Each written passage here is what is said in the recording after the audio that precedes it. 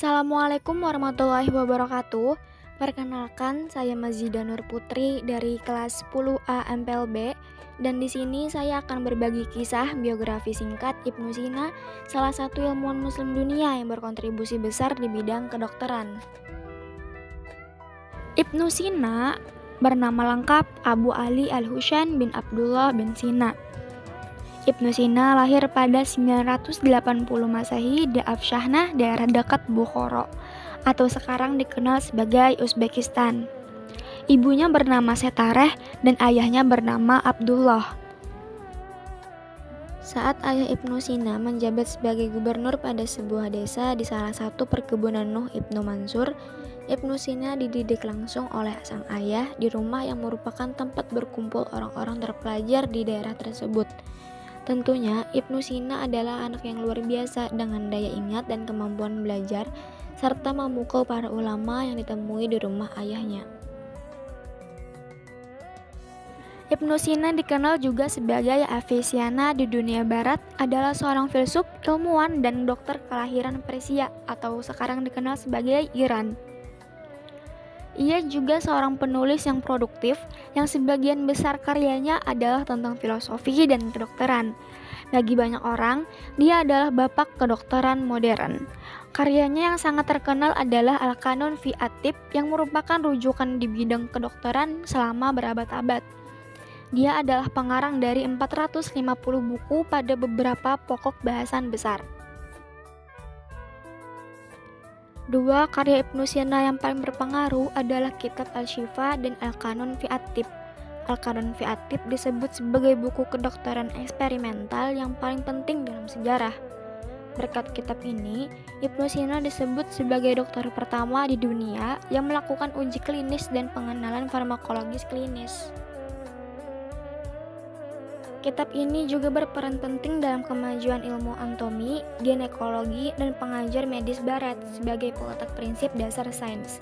Tidak hanya itu, Ibnu Sina juga dikenal sebagai tokoh yang berjasa dalam hal tuberkulosis atau TBC, diabetes, tumor, dan efek placebo. Dilansir dari Stanford Encyclopedia of Philosophy, Ibnu Sina dijelaskan sebagai tokoh muslim yang menggabungkan pemikiran filsafat ilmiah dengan teologi Islam. Berkat penggabungan ini, ia menghasilkan sebuah pemikiran teologi yang rasional. George Sarton menyebut Ibnu Sina sebagai ilmuwan yang paling terkenal dari Mu'tazilah dan salah satu yang paling terkenal pada semua bidang, tempat, dan waktu. Ibnu Sina sejak kecil mulai mempelajari Al-Quran dan sastra, kira-kira sebelum ia berusia 10 tahun. Menurut autobiografinya, Ibnu Sina telah hafal seluruh Al-Quran pada usia 10 tahun. Ia belajar aritmatika India dari pedagang sayur India Mahmud Masahi, dan ia mulai belajar lebih banyak dari seorang sarjana yang memperoleh nafkah dengan menyembuhkan orang sakit dan mengajar anak muda. Ibnu Sina memiliki semangat belajar yang luar biasa. Berbagai bidang ilmu beliau pelajari. Di usia 16 tahun, beliau menjadi pusat perhatian para dokter pada zamannya. Ibnu Sina merupakan salah seorang yang pertama kali menemukan cara pengobatan bagi orang yang sakit dengan cara menyuntikkan obat ke tubuh penderita. Maka, tidak heran apabila beliau diberi julukan puncak gunung pengetahuan. Anak muda ini memperoleh status penuh sebagai dokter yang berkualitas pada usia 18 tahun. Ketenaran Ibnu Sina menyebar dengan cepat dan dia merawat banyak pasien tanpa meminta bayaran. Pada tahun 428 Hijriah atau 1037 Masehi, Ibnu Sina wafat di Hamzan, Persia.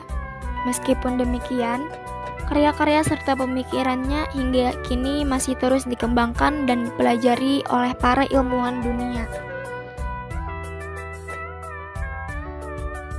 Nah, itu dia biografi singkat salah satu ilmuwan muslim dunia, yaitu Ibnu Sina.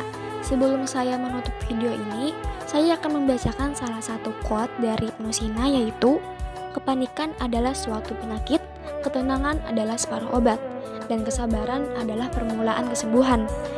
Semoga apa yang saya sampaikan berguna untuk diri saya sendiri dan banyak orang pada khususnya. Assalamualaikum warahmatullahi wabarakatuh.